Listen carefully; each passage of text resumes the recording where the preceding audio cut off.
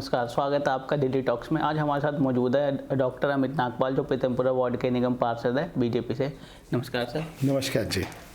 Sir, Lok Sabha चुनाव का माहौल है, 18वीं लोकसभा चुनाव का देश में माहौल चल रहा है, सभी पार्टियां अपनी अपनी तैयारी में लगी हैं। इसी बीच बात करते हैं दिल्ली में, तो दिल्ली में आम आदमी पार्टी और कांग्रेस के बीच गठबंधन हुआ 4-3 पे।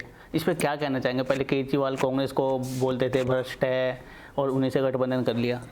देखिए, केजरीवाल जी बोलते थे भ्रष्ट है, एक ब्रीफ केस भी लेके चला करते थे, जिस ब्रीफ केस के दम के ऊपर इन्होंने 2013 का चुनाव जीता कि मैं अगर सत्ता में आया तो मैं इस ब्रीफ केस के अंदर सारे कांग्रेस के खिलाफ सबूत है, मैं शीला दीक्षित और उनके पूरे मंत्रिमंडल को जेल में डाल दूंगा। पता नहीं वो ब्रीफ केस कहाँ गुम हो गया। 2015 में भी यही कह के जीते। और वो ब्रीफ केस के अंदर ये भ्रष्टाचार के आरोप, जिस कांग्रेस पार्टी को ये कहा करते थे ये सबसे भ्रष्टाचारी पार्टी है, उसी के साथ आज गठबंधन कर कर इन्होंने ये सिद्ध कर दिया कि ये खुद भी भ्रष्टाचारी हैं और कांग्रेस पार्टी भी भ्रष्टाचारी है। जिस प्रकार से ये भ्रष्टाचार, अभी तो भ्रष्टाचार की परतें इनकी खुल रही हैं, तो ये डर के मारे दोनों पार्टियां इकट्ठी हो रही हैं। ये दोनों क्या, एक इंडिया नाम का गठबंधन इन्होंने, इंडी नाम का जो गठबंधन है वो बनाकर देश के अंदर सारे चोर लुटेरे, अली बाबा और 40 चोर वाला हार है, सभी चोर चोर मुसेरे भाई, ये सब इकट्ठे हो रहे हैं। जहाँ तक 4 और 3 का सवाल है, देखिए ये लोग अपनी एक बारी दिखाना, इससे तो गठबंधन करने से ये सिद्ध हो गया कि ये शुरू से ही कांग्रेस पार्टी के साथ मिले हुए थे। हम तो, हमारी पार्टी के तो सभी नेता कहते थे कि ये बी पार्टी है कांग्रेस की, पर लोगों को विश्वास नहीं हो रहा था। आज ये बी पार्टी सड़क पर खुल के सामने आ गई है और दिखने लग गया कि ये सच में कांग्रेस की बी पार्टी थी। क्या आपको क्या लगता है, कहीं आम आदमी पार्टी ना ये सिद्ध करने में लगी है आम जनता के बीच में कि ये मतलब कि गलत आरोप लगाएंगे तो सिंपत्ति के चक्कर में लोग वोट ना दे दे, कहीं 4 सीट आ जाए दिल्ली में? देखिए, आम आदमी पार्टी हमेशा से झूठ की राजनीति हमेशा से करती रही है। जहाँ तक इन्होंने हमेशा से झूठ की ही बात की है। अगर इन्होंने किसी समय यमुना की बात करी तो झूठ पे करी, इन्होंने यमुना साफ़ करने की, सब झूठ है ना जी। इन्होंने जिस प्रकार से बात करी जी, हमने स्कूल खोल दिए, उस आप देख सकते हैं कि दिल्ली के अंदर कितने स्कूल खुले, कितने कॉलेज खुले, क्या क्या झूठ बोलेंगे। आज जनता के सामने ये सब झूठ पकड़ में आ रहे हैं। एक आम जनता से, मैं दिल्ली की जनता से ये पूछता हूँ कि दिल्ली की जनता आज किस प्रकार से त्रस्त है, इनको ये देखना चाहिए। एक आदमी जिसके घर में एक एसी लगा हुआ है, उसके घर का बिल मिनिमम 4 से 5 हज़ार रुपये आता है। जो 200 यूनिट बिजली का फ्री करते थे तो सबकी फ्री कर देना जी, 200 यूनिट पूरी दिल्ली की फ्री करें दम में। तो उसके अंदर से जो पेंशन टैक्स नाम की एक चीज़ लगा रखी है वो बंद करें। किस बात का पेंशन टैक्स? कर्मचारियों को जब 1 रुपये में आपने एनडीपीएल को लीज पे दे रखी है, पूरी ज़मीन, अरबों रुपए की ज़मीन दे रखी है और वो वहाँ से उसमें से प्रॉफिट कमा रहे हैं। आज कंपनियाँ करोड़ों रुपए प्रॉफिट कमा रही हैं, उनसे ये बैकडोर से पैसा ले रहे हैं जी। 1200 करोड़ रुपए सुनने में आती है कि ये लोग पीछे से लेते हैं पैसा। तो इस प्रकार से इन्होंने कई प्रकार की लूट हैं जो दिल्ली के अंदर चल रही हैं। बात करते हैं चांदनी चौक लोकसभा क्षेत्र की, तो यहाँ पे आप चांदनी चौक से भाजपा के कैंडिडेट हैं प्रवीण खंडेलवाल, इनके बारे में क्या कहना चाहेंगे?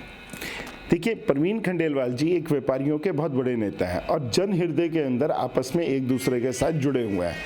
प्रवीण जी की ये खासियत रही है, प्रवीण जी ने हमारे दिल्ली के अंदर जिस टाइम व्यापार का आंदोलन चल रहा था, दिल्ली पूरी की पूरी व्यापार से चल रही है जी। आप किसी भी गली में, मोहल्ले में चले जाएं, अगर एक घर के गली के अंदर 30 घर हैं तो उसमें से लगभग 24-25 लोग व्यापार से जुड़े हुए हैं कहीं ना कहीं। कोई किसी व्यापारी के पास नौकरी कर रहा है, कोई किसी व्यापारी के यहाँ काम कर रहा है और तो कोई खुद छोटा मोटा व्यापार कर रहा है। तो इस प्रकार का पूरी दिल्ली व्यापारियों से पूरी दिल्ली एक कैपिटल है पूरे देश की, तो हर जगह व्यापार से इस दिल्ली का कैपिटल का पैसा इकट्ठा होता है।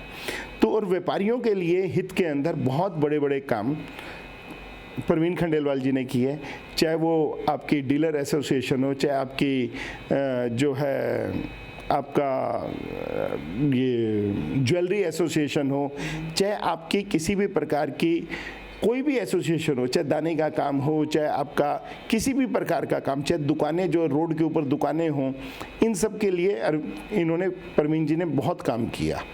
उस सबको, चाहे देश के अंदर एफडीआई को ना आने देना हो, अगर एफडीआई होती, आज देश में आ गई होती, तो देश का बहुत हद तक छोटे किसी का भी बिजनेस ख़त्म हो जाता, छोटी छोटी दुकानें ही ख़त्म हो जाती। तो इन सबको रोकना, उस रोकने के अंदर सबसे ज़्यादा अगर काम किया तो परवीन खंडेलवाल से ने किया। और परवीन खंडेलवाल जी जो है हमारे दिल्ली के चांदनी चौक लोकसभा में तो जाने माने एक व्यापारी नेता रहे हैं, इसलिए पार्टी ने उनको उतार कर, आज उनकी लोकप्रियता के कारण दूसरी पार्टी अपना कोई कैंडिडेट नहीं उतार पाई। उनकी लोकप्रियता इतनी है, घर घर में उन्हें हर जगह पे उन्हें व्यक्ति जानते हैं, जो भी व्यापार से काम करता है थोड़ा बहुत भी, हर व्यक्ति उन्हें जानता है। उसके कारण दूसरी पार्टी ये डर रही है कि अभी कैंडिडेट उतारें ना उतारें, कैंडिडेट इसका नाम होना चाहिए नहीं होना चाहिए।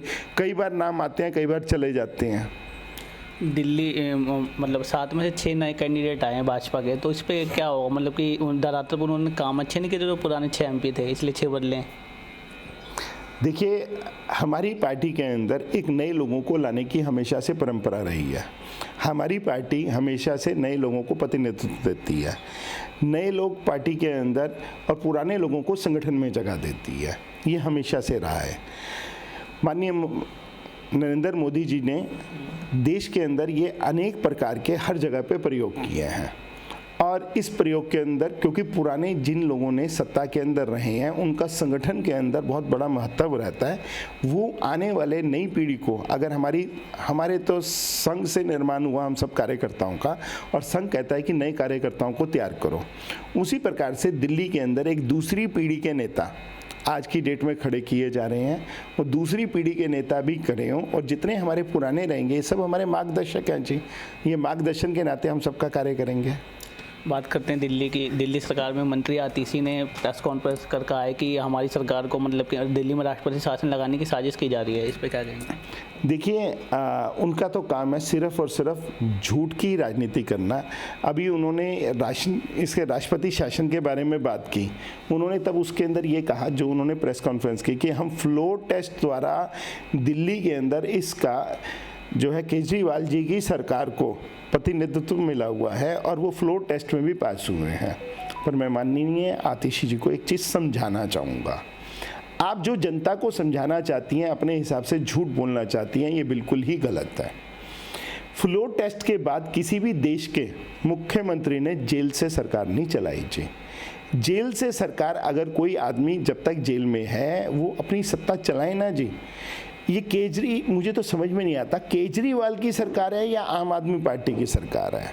हर वक्त इनके नेता ये बोलते हैं केजरीवाल जी की सरकार है, तो पार्टी क्यों बना रखी है? तो आम आदमी पार्टी नाम का अस्तित्व क्यों है? अगर केजरीवाल की सरकार है तो ये आम आदमी पार्टी नाम बदल कर सिर्फ केजरीवाल सरकार नाम रख देना चाहिए था। अगर आपने जेल से एक आदमी, किस प्रकार से जेल के मैनुअल्स कहते हैं कि आप कोई फाइल अंदर नहीं लेके आ सकते, कोई फाइल नहीं बाहर लेके जा सकते। अगर एक व्यक्ति जिद पे अड़ जाए और ये कहे जी मेरे बगैर तो ये देश की, दिल्ली की सत्ता चलेगी ही नहीं, इसका मतलब उनकी पार्टी में उनके अलावा कोई सक्षम नेता नहीं है। तो इसके कारण वो अपनी जिद के कारण, कल को कोई फाइलें साइन नहीं होंगी, दिल्ली के सारे काम रुक जाएंगे, तो मजबूरन सरकार को क्या करना पड़ेगा? मजबूरन सरकार को राष्ट्रपति शासन हो सकता है कि लगाना भी पड़ जाए।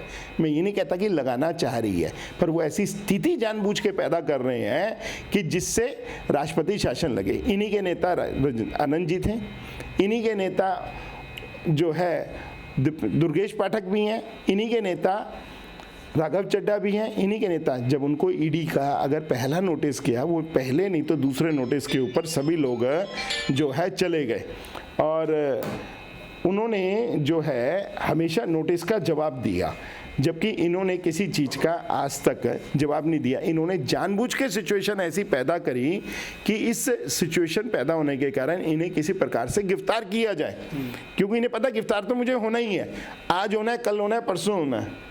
इन्होंने जानबूझ के 9 नोटिसों को नज़रअंदाज किया कि मैं और आगे तक जितना बच सकता हूँ उतना बच लूँ, जितना मैं पैसा भ्रष्टाचार का कमा सकता हूँ उतना कमा लूँ। तो दिल्ली की जनता को सिर्फ तंग करने के लिए ऐसा काम हो रहा है, और दिल्ली की जनता बहुत समझती है ये देश का इलेक्शन है, पूरे देश का अस्तित्व निर्भर करता है इस इलेक्शन के ऊपर। आपका एक एक वोट मोदी जी को जाना है।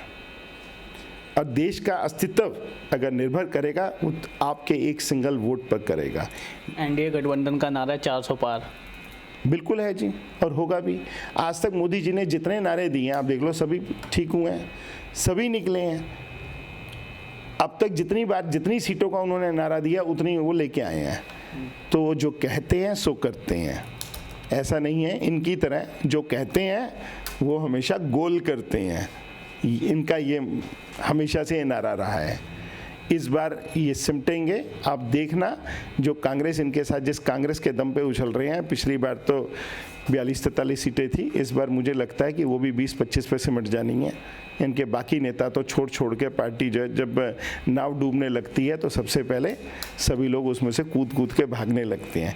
ये सभी पार्टियां डूबी हुई पार्टियां, सब लोग इधर से उधर जा रहे हैं और ये सबको जनता को देखने के लिए मिल रहा है। ये थे डॉक्टर अमित नागपाल, जिन्होंने कहा कि इस बार मोदी जी और एनडीए गठबंधन इस बार और भी मजबूती के साथ वापस आएगा और दोबारा मोदी जी देश के प्रधानमंत्री बनेंगे।